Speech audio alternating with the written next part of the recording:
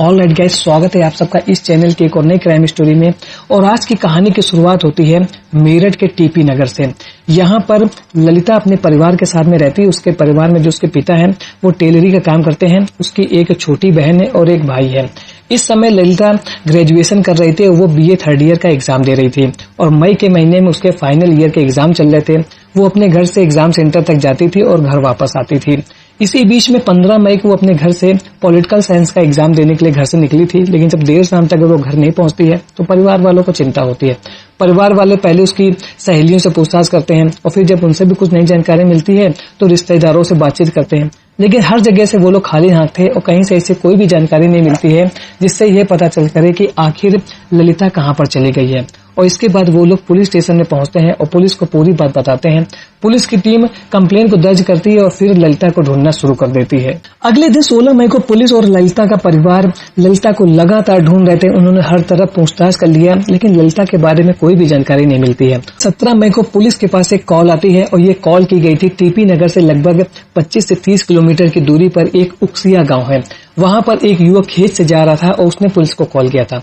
उसने बताया कि यहाँ पर खेत में एक लड़की की बॉडी पड़ी हुई है। पुलिस की टीम को जैसे ही ये जानकारी मिलती है वो लोग क्राइम सीन पर पहुंचते हैं और देखते हैं कि ये बॉडी जो है एक लड़की की है जो स्कूल ड्रेस में है। पुलिस के पास पहले से ही एक गुमशुदगी की रिपोर्ट दर्ज थी।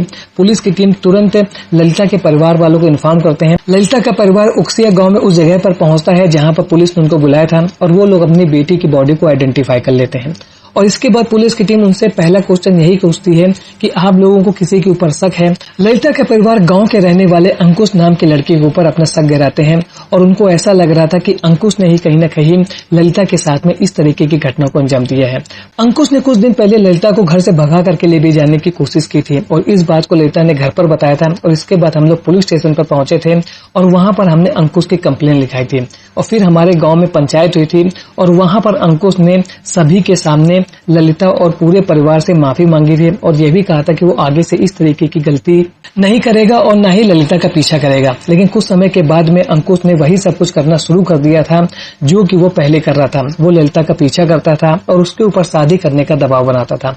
इस तरीके की जानकारी जैसे ही पुलिस की टीम को ललिता का परिवार देता है, पुलिस अंकुश को ढूंढना शुरू करती है। वे अंकुश के घर पर पहुंचते हैं तो वो घर से गायब था और अब पुलिस को इस बात का अंदाजा हो गया था कि कहीं न कहीं अंकुश ने ही इस पूरे कांड को अंजाम दिया है। वो उसके मोबाइल को ट्रैकिंग में लगाते हैं और फिर उसकी लोकेशन के आधार पर कुछ समय के बाद में अंकुश को गिरफ्तार कर लिया जाता है। पूछताछ के दौरान अंकुश पुलिस को बहुत ज्यादा इधर उधर घुमाता नहीं कि मैंने नहीं किया है कांड, मैं तो उससे मिला ही नहीं। वो कुछ समय के बाद में इस बात को एक्सेप्ट कर लेता है कि ललिता के साथ जो पूरी घटना हुई है वो उसी ने अंजाम दिया है। और अब पुलिस की टीम पहुंचती है कि इसके पीछे का असली कारण क्या था। अंकुश पुलिस को बताता है कि उसे ललिता की नापसंद नहीं आई थी। 15 मई को मैंने ललिता को मिलने के लिए बुलाया था। एग्जाम देने के बाद में वो मुझे मिलती है और इसके बाद मैं उसको घुमाने के लिए अपनी बाइक में बैठा करके निकल पड़ता हूँ। मैं उसको लेकर के पहुंचता हूँ उक्सिया गांव में और वहां पर सुनसान खेत के पास पहुंचने के बाद मैंने उससे शादी करने के लिए प्रपोज किया और यहाँ पर ललिता ने मेरा प्रपोजल को सीधे सीधे नकार दिया। उसने मुझसे साफ साफ कह दिया कि वो शादी करेगी तो अपने परिवार वालों की मर्जी से करेगी। मेरे परिवार वाले जहाँ पर मेरी शादी करना चाहेंगे मैं वहीं पर शादी करूंगी। मैं अपने परिवार वालों के खिलाफ नहीं जाऊंगी और मैं अपने परिवार की बेइज्जती भी नहीं कराऊंगी।